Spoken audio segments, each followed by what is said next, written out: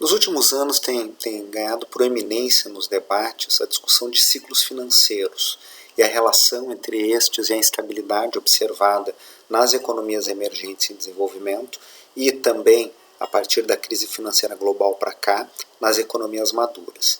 A ideia básica é que os ciclos financeiros respondem a dinâmicas distintas dos ciclos normais associados às flutuações da renda, do emprego e de preços, como o preço dos bens e serviços. Esses ciclos são determinados pela expansão do crédito, são determinados pela evolução dos preços de ativos diversos, particularmente de imóveis, e implicam movimentos nos quais os agentes econômicos vão se tornando mais otimistas frente às perspectivas da economia e vão ampliando a sua alavancagem, ou seja, o volume de compromissos financeiros diante da sua base de capital, geralmente com acesso a crédito bancário. Então o sistema bancário aqui tem um papel central como sancionador destes movimentos. Há uma discussão da natureza doméstica desses ciclos e de uma natureza internacional. Esses trabalhos, por exemplo, desenvolvidos no âmbito do Bank for International Settlements, o economista Cláudio Borio, que atualmente é do comitê do banco e também chefia a área monetária e econômica do Bank for International Settlements, professores acadêmicos como a professora Ellen Ray da London School, que é uma instituição que tem uma longa tradição na área financeira, tem puxado muito dessa discussão sobre um caráter potencialmente internacional desses ciclos, determinados eles a partir da política monetária dos países emissores de moedas conversíveis internacionalmente, particularmente o dólar, o que acaba criando um ambiente para o conjunto das economias, em especial os países emergentes em desenvolvimento, em que eles têm dificuldades de gerir a sua macroeconomia doméstica. A literatura econômica, para quem já teve a oportunidade de estudar a macroeconomia de economias abertas, trabalha com a ideia de um trilema de política econômica. Isso vem dos trabalhos do Robert Mundell, um economista canadense que ganhou o Prêmio Nobel em Economia, e de vários outros economistas que pensaram um pouco nessa questão da escolha dos regimes cambiais em circunstâncias de maior ou menor abertura financeira, a possibilidade de gerenciar as taxas de juros. Então, por exemplo, no período histórico conhecido como padrão ouro internacional, final do século XIX até a Primeira Guerra Mundial, os países em geral mantinham a abertura das suas contas capital e financeira, a livre mobilidade de capitais, a ausência de controles e restrições aos movimentos internacionais de capitais, num contexto em que o regime de câmbio era fixo, ou seja, o valor das moedas estava estável na época em termos de reservas em ouro das autoridades monetárias.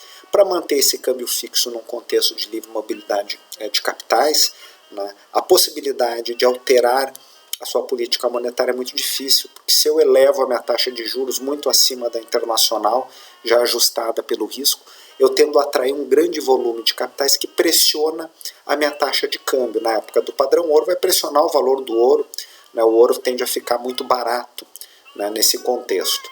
Ou, se eu reduzo a minha taxa de juros para tentar estimular a economia, digamos, muito abaixo da taxa internacional ajustada pelo risco, eu posso ter uma fuga de divisas, uma fuga de ouro na época do padrão ouro, o que tenderia a elevar o preço do ouro.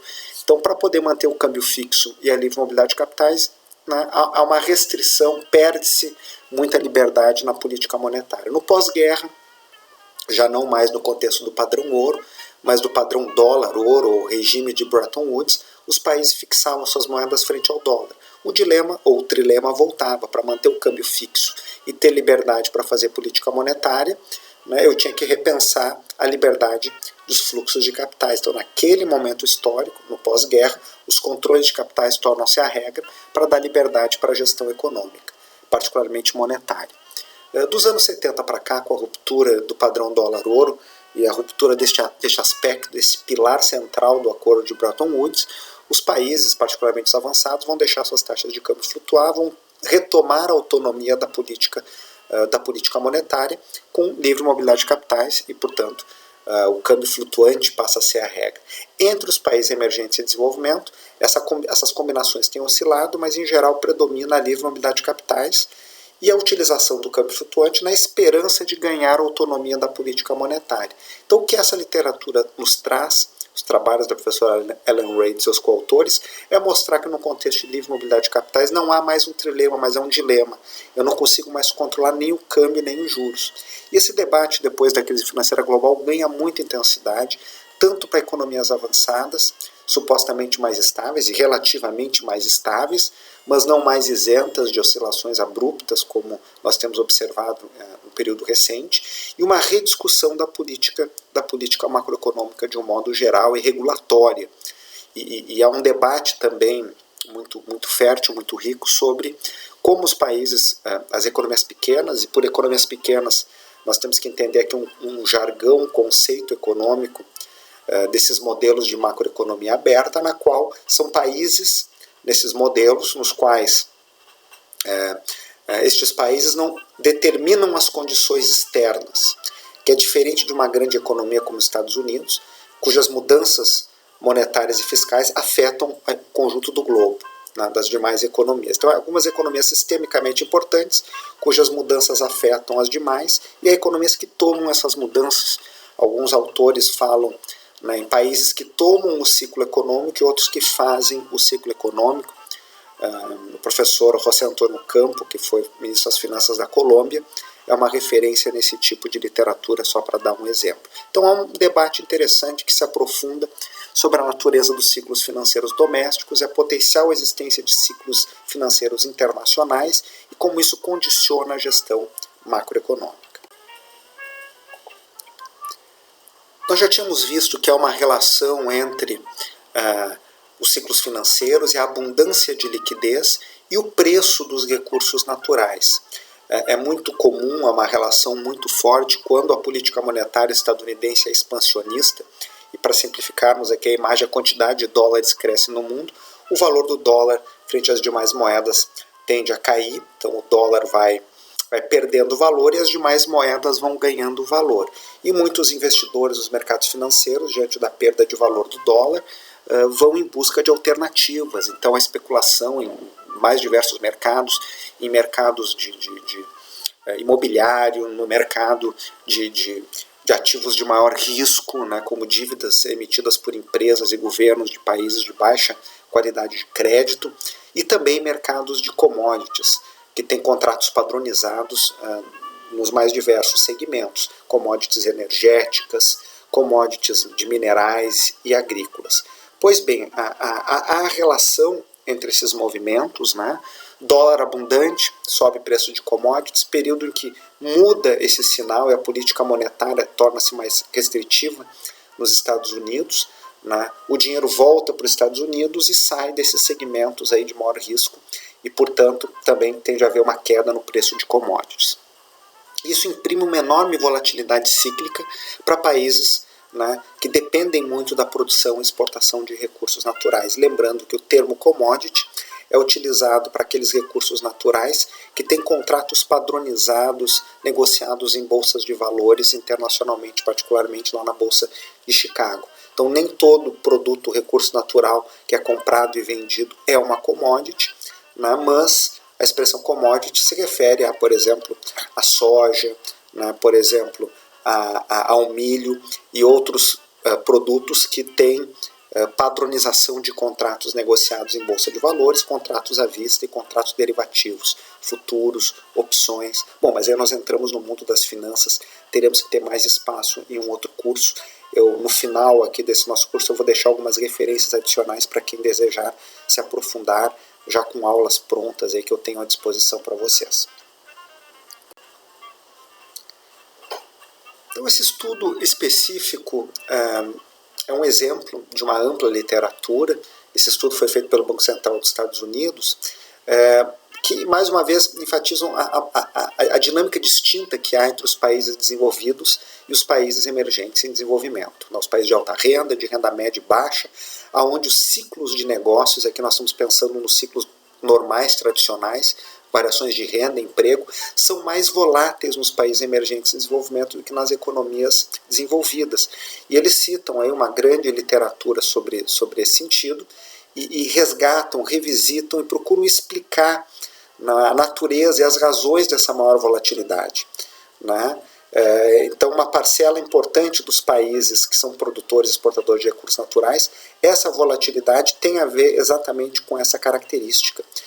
É como se os países importassem os choques que vêm da natureza instável e volátil desses mercados. Então, o ideal, né, se essas evidências são robustas o suficientes, elas convencem aos leitores, é que os países tenham uma base mais diversificada e menos dependente de recursos naturais. Não estamos afirmando, essa literatura não afirma, que é ruim produzir e exportar recursos naturais. A questão é a dependência excessiva do ponto de vista de estrutura produtiva e de estrutura de comércio internacional. Aqueles países que têm um peso maior de produtos industriais que são menos voláteis, de produtos com maior intensidade tecnológica, maior complexidade, tanto do ponto de vista de produção como de comércio internacional de exportações, tem uma outra dinâmica mais estável, são menos sujeitos a esses choques. São sujeitos a outros choques, mas a explicação que essa literatura nos traz da volatilidade dos emergentes passa muito pela volatilidade dos mercados de commodities.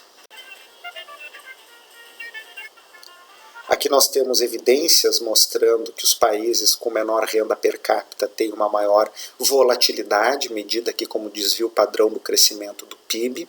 Né? Então é uma evidência, cada pontinho aqui, isso aqui é uma regressão, é um dado de um país específico da amostra, né? Que no eixo horizontal eu tenho a renda per capita, a média de 90 a 2010, e no eixo vertical o desvio padrão das taxas de crescimento. Então, como regra geral, né, quanto mais desenvolvido o país é, olhando a renda per capita como uma proxy de desenvolvimento, em geral menos volátil tende a ser o seu crescimento.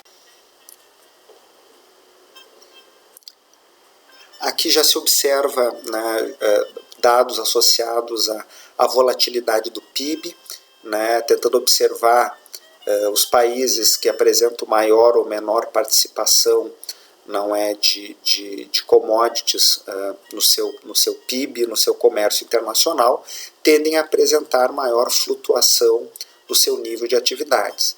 Ao passo que países que apresentam maior participação de produtos manufaturados na sua estrutura produtiva, na sua estrutura de comércio internacional, né, em geral tem menor volatilidade no seu crescimento.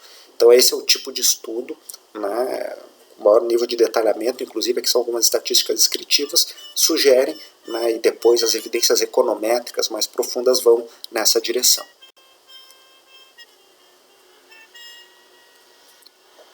Esses gráficos aparentemente complicados para aquelas pessoas que não estão habituadas aos exercícios econométricos comparam o efeito de um choque, de uma mudança de preços de commodities sobre países emergentes em desenvolvimento, né, sobre um conjunto de variáveis macroeconômicas, sobre PIB, sobre consumo, investimentos, exportações líquidas, sobre produtividade, sobre a renda total, a renda per capita, importações, e sempre o impacto em geral ele é mais intenso e mais gerando efeitos mais negativos sobre a dinâmica produtiva dos países emergentes e particularmente para países que são produtores e exportadores líquidos de recursos naturais.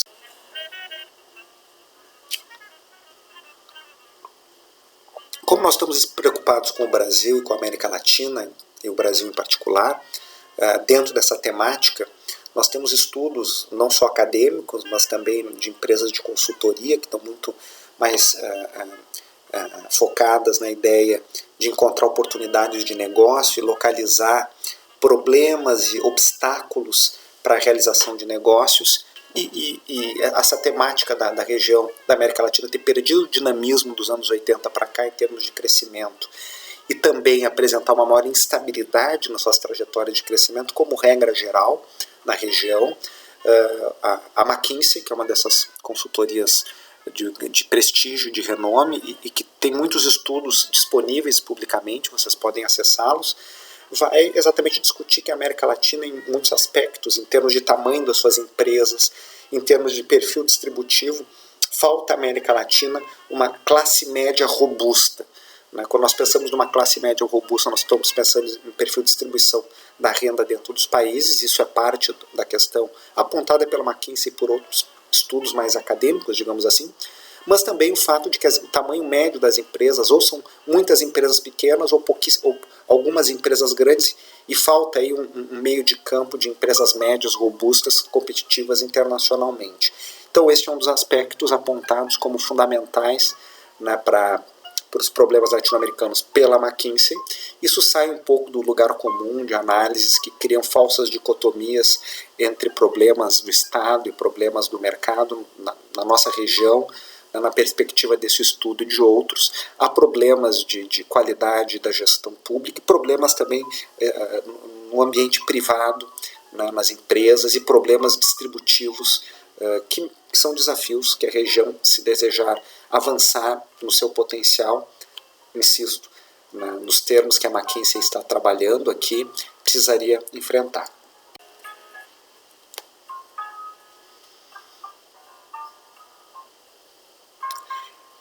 A síntese que o estudo nos traz é lembrar que a América Latina é uma região próspera, em média, nós estamos pegando renda per capita, porém, essa região vem sendo ultrapassada, vem crescendo menos, e países mais pobres anteriormente mais pobres, vão fazendo o dever de casa e vão avançando. Então há problemas aí de um baixo crescimento da classe média e das empresas também, que mereceriam uma atenção. Então, a despeito de uma certa aceleração que houve na região nos anos 2000, fruto em grande medida dessa bonança de preços de commodities, seu crescimento médio entre 2000 e 2016 ficou abaixo de outros países emergentes, excluindo aí a China. Então falta um crescimento maior, né, de empresas competitivas, capazes de pagar bons salários, né? Então existe essa polarização de algumas poucas empresas grandes, eficientes, e muitas empresas, né, pequenas e pouco eficientes no nosso ambiente empresarial, né? Então a McKinsey entende que a região precisa de mais empresas de grande porte, né, que tenham uma atuação mais agressiva em termos de investimento em novas tecnologias, avançando nas tecnologias digitais para acelerar a produtividade. É claro que isso envolve um esforço que é privado e público, também de políticas públicas, de desenhos de boas políticas públicas. A McKinsey pensa nesses termos, e ela está comparando a região com outras regiões do mundo.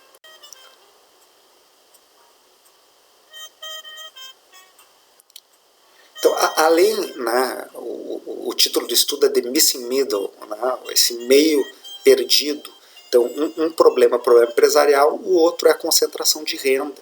A despeito da queda da pobreza e alguma desconcentração, nós temos uma região que é campeã no mundo em termos de concentração de renda, e isso cria dificuldades, porque, em geral, né, as rendas mais altas têm uma baixa elasticidade de renda do consumo. Cada dólar a mais no bolso de quem está no topo da pirâmide distributiva, o gasto final em bens e serviços é menor. O gasto vai para outras coisas, para ativos financeiros, ou mesmo um gasto realizado fora da região, ao passo que cada dólar que vai para os segmentos abaixo da pirâmide implicam em maior volume de gasto e potencial de dinamismo, que amplia a escala. Com mercados domésticos maiores, as empresas têm escalas de produção potencialmente maiores e podem se tornar mais competitivas no plano internacional. Então esse é um dos temas que esse estudo trabalha. Aqui é uma comparação entre o desempenho da América Latina, não é a renda per capita em paridade de poder de compra, que é uma medida que nós vamos ver ali adiante, que padroniza preços internacionais entre os países da região e os principais países da região, e a média dos países da OCDE, que são os países de alta renda, né, excluindo aí da OCDE os países que são da América Latina, que estão na OCDE, e países de renda média de outras regiões. Então, pegando aí dos anos 60 para cá, vários períodos aí de substituição de importações, a crise da dívida externa, chamada de década perdida, etapa de liberalização econômica e o superciclo de preço das commodities, na América Latina transitou, a sua renda média chegou a ser perto de 30% da média da OCDE, tivemos uma redução para pouco mais de 10%, e uma retomada, particularmente no período de superciclo de preço das commodities, chegando a 1/4, e quando o superciclo desapareceu, a nossa renda desabou de novo. Os países que estão base de comparação, basicamente são os países asiáticos e alguns países outros emergentes, né? China, Indonésia, Malásia, Filipinas, Polônia, Rússia, África do Sul, Tailândia e Turquia, são os países cuja média é a média de referência, mas vão acabar puxando isso para cima e numa trajetória um pouco mais estável. Então esses países que partiam de uma base que era metade, em alguns momentos 1/3 da renda per capita latino-americana, hoje se emparelharam com a nossa região.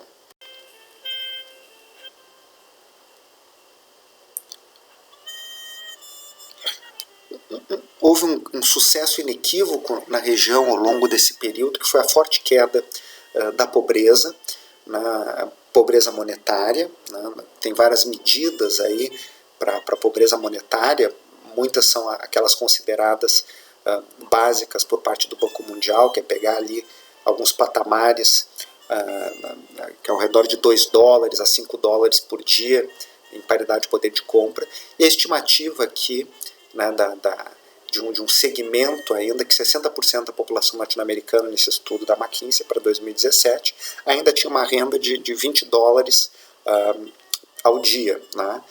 Então houve uma melhoria, mas não uma melhoria que tenha criado uma classe média estável, robusta dentro da região, né? Aqui embaixo no eixo horizontal são as faixas de renda, né, de 0 a $5 por habitante por dia, de 5 a 11, 11 a 20, 20 a 30, 30 a 60. Né? Então nós temos a maior parte da população abaixo de $60 por dia. E no eixo horizontal nós temos o percentual da população em cada uma dessas faixas. Aqui a comparação, né, entre a região e outras regiões do mundo, né, e a síntese da McKinsey, que é a despeito do progresso, o consumo da América Latina da parcela dos 50 mais pobres, né, com respeito aos 90% do total da população, continua um dos mais baixos do mundo. Então, pegando aí o percentual do último decil, do decil com menor renda, e na sequência, o decil com menor renda tem uma parcela no consumo baixo. Então, se a renda se distribuísse um pouco melhor, nós teríamos um boom de consumo a sustentar um crescimento. Essa é a tese da McKinsey, comparativamente a outras regiões do mundo, inclusive com alguns indicadores piores do que a África subsaariana. Também essa ideia da dificuldade de criar empresas, um segmento médio mais robustas e mesmo empresas grandes, né? Então nós temos uma dificuldade no ambiente empresarial que torna o nosso ambiente relativamente pior a de outros países de renda média emergentes, né? Isso é um dos nossos limitadores para a expansão na perspectiva da McKinsey.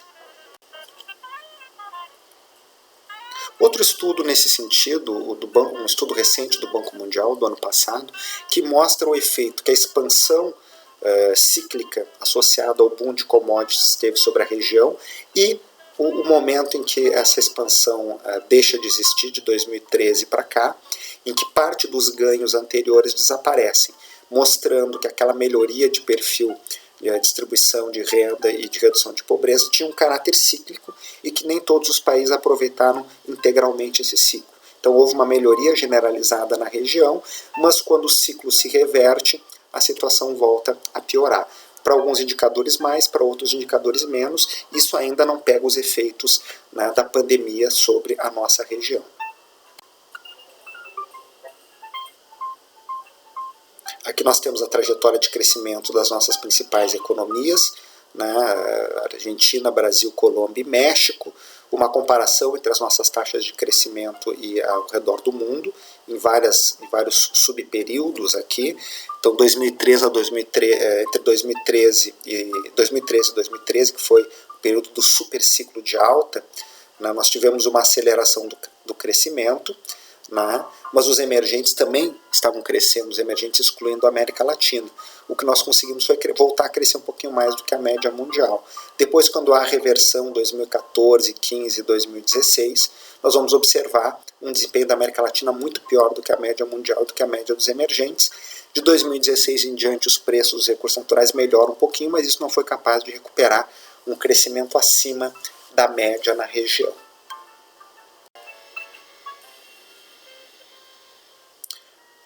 O Banco Mundial procura verificar os efeitos dos choques externos, do ambiente internacional, do crescimento dos principais parceiros, as economias ricas e a China, a variação dos preços de commodities, a situação financeira capturada pelo prêmio de juros pago pelos títulos longos dos Estados Unidos, que fica uma proxy pelos custos do capital, e se procura olhar o impacto que os fatores externos têm e os fatores domésticos, né? Então, ambos influenciam o desenvolvimento da região. Os choques externos têm um efeito muito importante, tanto para acelerar os momentos de alta, como para acelerar os momentos de queda das nossas economias. Então, o modelo que eles vão calibrar envolve observar o crescimento efetivo, que é a linha roxa, e o crescimento previsto por esses choques, né, controlado. Então, a aceleração que nós vamos ver durante parte aí do boom vai fazer com que a economia cresça além do que o modelo estava prevendo. Por outro lado, os choques negativos vão fazer com que também a economia cresça abaixo do seu potencial em determinados momentos.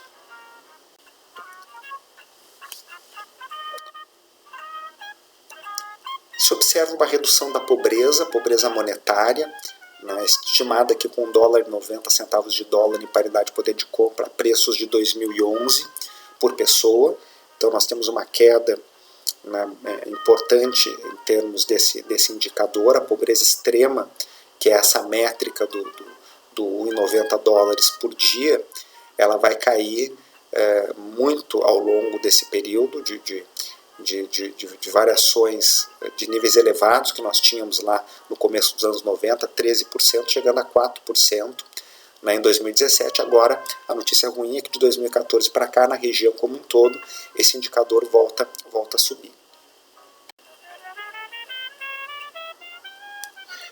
Por outro lado, se nós olharmos a pobreza com uma outra referência, não é a pobreza extrema, mas é a pobreza monetária, com $5,50 a valores de 2011 a preços internacionais, também houve uma queda muito grande, né, de 45% da população no começo dos anos 90 a pouco mais de 20% da população.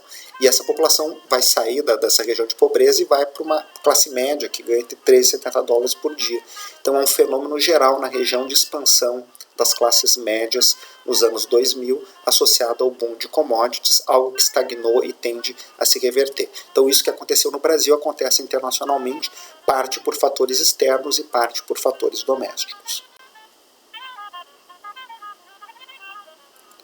Aqui nós temos uma comparação desses indicadores de pobreza monetária na região, da pobreza extrema, $1,90, e da pobreza monetária de $5,50, a situação dos dados mais recentes para um conjunto de países da região. A situação do Brasil é relativamente intermediária, há outros países com menores níveis de pobreza que o Brasil, tanto extrema quanto a pobreza monetária, mas outros com níveis piores. O México e o Brasil, que são as duas grandes populações da região, o Brasil tem um desempenho melhor nos dois indicadores.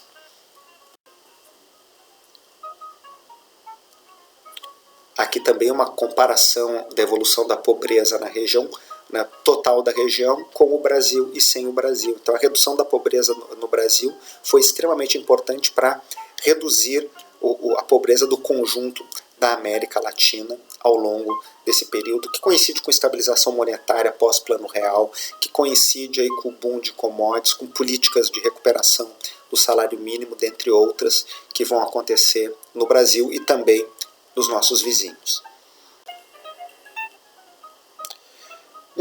Esse estudo faz um exercício interessante, que é tentar decompor o que dá melhoria, né, nos momentos de piora de indicadores sociais como desemprego, pobreza monetária e outras variáveis que capturam a situação das famílias.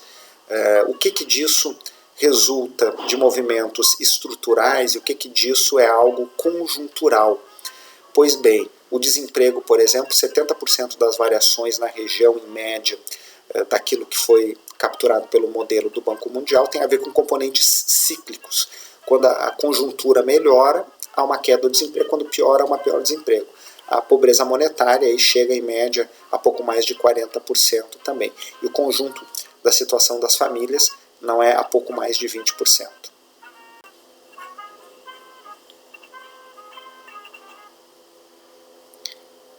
Aqui é o mesmo tipo de exercício, né, comparando renda per capita e outros indicadores. Os efeitos não da contribuição, né, que as variações da renda per capita e a variação dos indicadores sociais para o conjunto dos países e olhando para a América Latina. Então, uma comparação interessante, que no caso de alguns indicadores, a América Latina é mais sensível às flutuações cíclicas do que na média global, indicadores de desenvolvimento humano, desemprego, renda monetária. Então, as oscilações cíclicas são maiores na nossa região e geram efeitos positivos nos momentos de melhoria de alta, que tem a ver com choques de commodities, principalmente, e também uma piora maior nos momentos de contração. As políticas redistributivas foram muito importantes na região, acho que isso é um tema que é consenso entre pesquisadores e ajudou, né, funcionou como um absorvedor de choques em momentos de crise, ter essa rede de proteção social. Né, observamos isso mais uma vez na pandemia, como esses elementos ajudam, esses mecanismos a mitigar problemas. Nessa linha de investigações, esse trabalho publicado recentemente, no final de 2019, traz um exercício econométrico para observar em que medida choques de preços de commodities tiveram efeitos na desaceleração da economia do Brasil, quando da crise financeira global e também depois de 2014. Isso é um exercício que nós fizemos em grande medida inspirados por essa literatura mencionada anteriormente, de fontes oficiais e privadas e de pesquisadores independentes internacionais, e encontramos resultados para o Brasil relevantes, que choques externos negativos chegaram em algum momento a explicar 1/3 da queda do nosso nível de atividades, particularmente depois de 2014. O que significa dizer que outras variáveis podem estar explicando também a desaceleração, domésticas e externas, mas pelo menos 1/3 no nosso exercício esteve associado a esse choque negativo de termos de intercâmbio. Aqui, só para que vocês visualizem o que aconteceu com os preços das commodities internacionalmente, uma forte alta nos anos 2000 até a crise financeira global, uma queda, depois uma recuperação, né, que repôs níveis de alta, e os preços ficaram relativamente altos até 2013, e de 2013 em diante, o nosso exercício vai até final de 2016, uma queda importante. Tanto a indústria de transformação quanto o nível de atividades no Brasil, medido de diversas formas, vão acompanhar esse movimento. Não significa dizer que é uma causalidade estrita, mas que há uma relação entre os termos de intercâmbio por meio do preço das commodities e o nível de atividades no Brasil, como a literatura internacional capturou. Câmbio e inflação foram variáveis de controle utilizadas no nosso exercício. Aqui os efeitos cumulativos sobre a indústria, sobre o PIB e sobre o índice de atividades do Banco Central, do choque de queda da commodities depois de 2013, particularmente de 2014 até 2016. Então, no auge, 1/3 dessa queda pode ter sido atribuída à variação dos preços de commodities. Portanto, para finalizar, nós estamos preocupados aqui com a discussão conjuntural, a discussão macroeconômica. Lembramos a temática dos ciclos, das oscilações, que a literatura recente tem enfatizado isso, tanto para os países emergentes quanto para os países desenvolvidos, particularmente nesses últimos pela temática financeira. E uma característica quase que universal nos estudos técnicos empíricos sobre isso é que os países emergentes em desenvolvimento são mais voláteis que os países avançados e que dentre os países emergentes em desenvolvimento a América Latina se destaca negativamente por sua volatilidade. Isso abre toda uma agenda de pesquisas sobre a natureza dessa volatilidade, a separação entre os componentes domésticos e internacionais, a ideia da existência de ciclos financeiros determinados nas economias centrais, particularmente nos Estados Unidos, e que são transmitidos por meio dos fluxos de capitais e preços de commodities, que condiciona o comportamento da nossa macroeconomia e que gera a necessidade, na perspectiva destas pesquisas, de um olhar sobre a gestão macroeconômica estratégica que minimize esses efeitos.